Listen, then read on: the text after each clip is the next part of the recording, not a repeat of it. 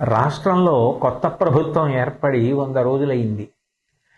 ఈ 100 రోజులు అయి ప్రభుత్వ పరిపాలన ప్రారంభం కాగానే పెద్ద ఉపద్రవం వచ్చింది.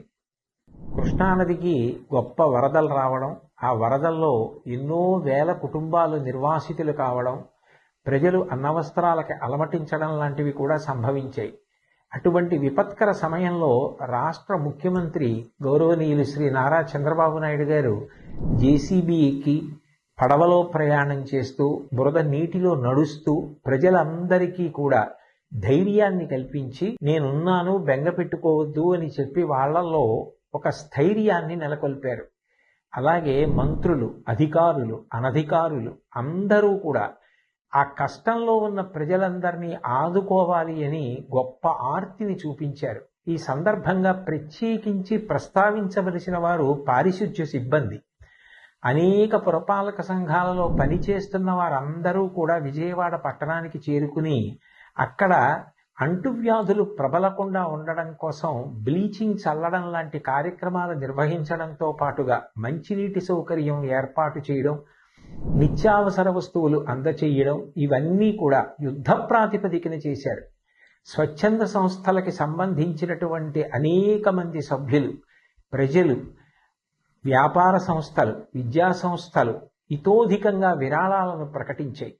నిజంగా ఇటువంటి కష్ట సమయంలో అందరూ ఏకోన్ముఖులై నడవడం, అటువంటి సమైక్యతాభావం చూపించడం చాలా చాలా గొప్ప విషయం. భాగవతంలో పోతన గారు ఒక మాట అంటారు, పరహితము చెయ్యునెవ్వడు పరమహితుండగును భూత పంచకమునకును, పరహితమే పరమధర్మము పరహితునకు నెదురు లేదు పర్వేందుముఖి అంటారు. పరుల యొక్క హితం కోసం ప్రవర్తించే వాళ్ళు ఎవరుంటారో వాళ్ళకి పంచభూతాలు కూడా సహకరిస్తాయి.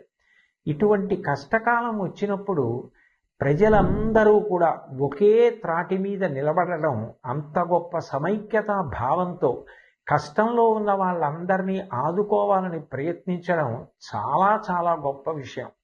రవీంద్రనాథ్ ఠాగూర్ చెప్పినట్టు, where the mind is without fear and the head is held high, where the world has not been broken up into fragments by narrow domestic walls అని స్త్రీ, పురుష, పండిత, పామర, కుల, మత, వర్ణ, వర్గ, ధనిక, పేద విచక్షణ లేకుండా అందరూ ఒక్కటిగా నిలబడి ఆ ఆపదని ఎదుర్కొన్నటువంటి విషయం నిజంగా ఎంతో స్ఫూర్తిదాయకం.